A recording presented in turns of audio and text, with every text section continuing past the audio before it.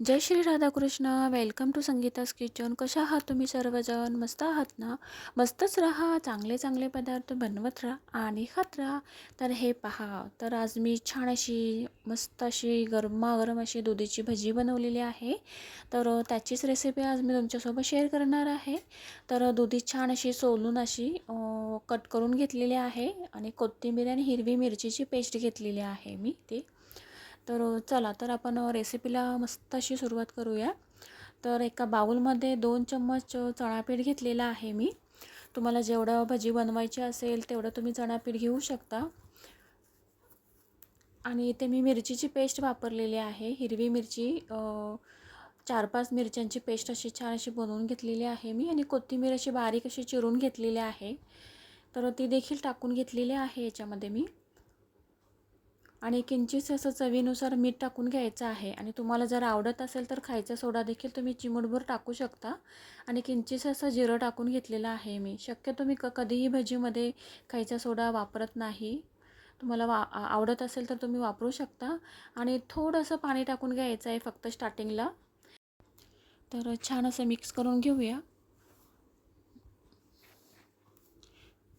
तर स्टार्टिंगला थोडंसं असं पाणी वापरल्यामुळं काय होतं माहिती आहे का, चणापिठाच्या गुठळ्या वगैरे काही राहत नाही. छान असं पीठ असं छान असं मिक्स होऊन जातं सगळं. तर आत्ता आपल्याला असं पाणी टाकून घ्यायचं आहे थोडं थोडं. आणि आपल्याला हे बॅटर एकदम असं पातळ देखील बनवायचं नाही आणि जाड देखील बनवायचं नाही.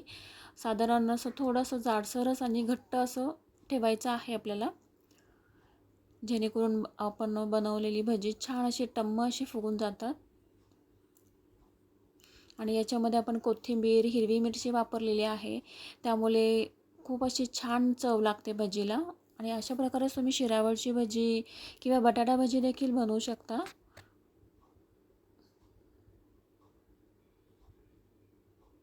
आणि भजी शक्यतो गरम गरम असतानाच खाऊन घ्या, कारण थोडा वेळ झाल्यानंतर ही भजी मऊ पडून जाते. पण टेस्ट तर खूप छानच लागते, फक्त असं थोडंसं मऊ पडून जातं. त्यामुळे जेव्हा तुम्ही कधी अशा प्रकारची दुधीची किंवा शिराफळची भजी बनवाल तेव्हा गरमागरम अशीच खाऊन घ्या.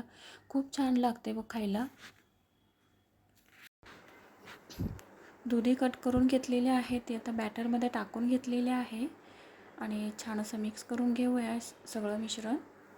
तर पाहू शकता बॅटर कसं लागून गेलेलं आहे दुधीला. तर अशा प्रकारचंच बॅटर आपल्याला हवं आहे. आणि इकडे कढईमधलं तेल देखील छान असं उकळलेलं आहे, तर त्याच्यामध्ये आपण भजी काढून घेऊया. तर पाहू शकता अशा प्रकारे ते भजी करून घ्यायचे आहे आपल्याला. आणि चणा पिठाचं बॅटर थोडंसं पण जाडसर ठेवल्यामुळे भजी छान अशी टम्म फुगतात आणि खूप अशी छान लागतात खायला.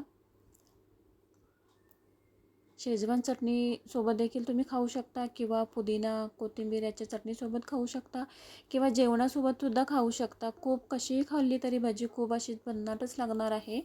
खूप छान अशी चव लागते भजीला. तुम्ही नक्कीच ट्राय करून पहा. मुलं कधी कधी भाजी खायला कंटाळा करतात, त्यामुळे अशा प्रकारे तुम्ही भजी बनवून मुलांना खायला देऊ शकता या भाज्या.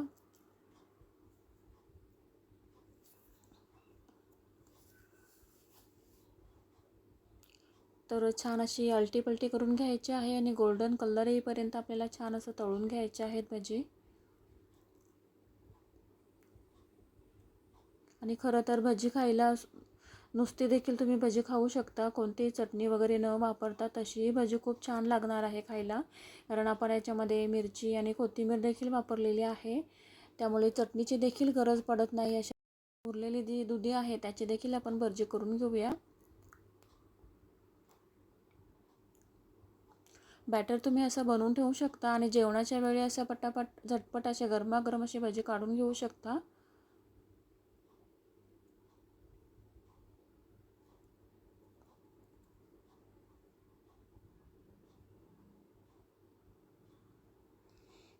ही देखील भजी छान अशी गोल्डन कलर येईपर्यंत आपल्याला तळून घ्यायची आहेत.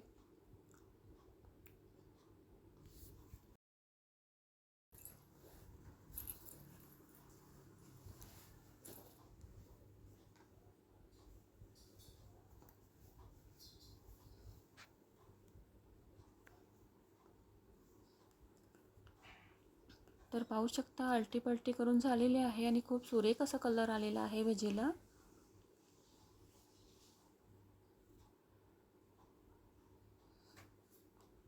तर काढून घेऊया आपण, एका टिश्यू पेपरवर काढून घेऊया सगळे भजी.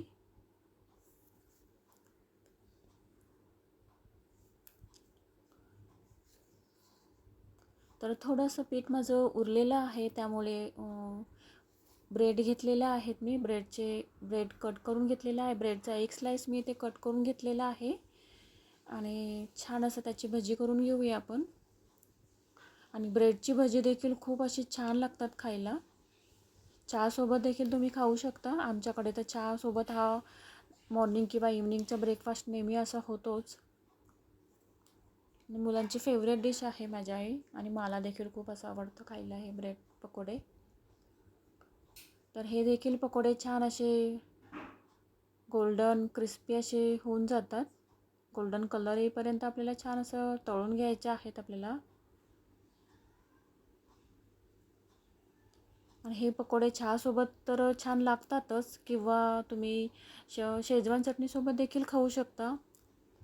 तर चला, तर आपली दुधी भजी रेडी झालेली आहे खाण्यासाठी, आणि ब्रेडची पकोडे देखील रेडी झालेले आहेत खाण्यासाठी. तर पहा, खूप असे छान असे टम्म असे फुगलेले आहे दुधी भजी.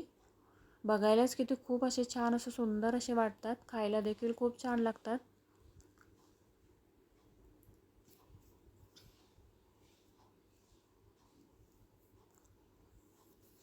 तर पाहू शकता छान असा टम्म असा फुगलेला आहे दुधी भजी छान असा तो टम्म असा फुगलेला आहे.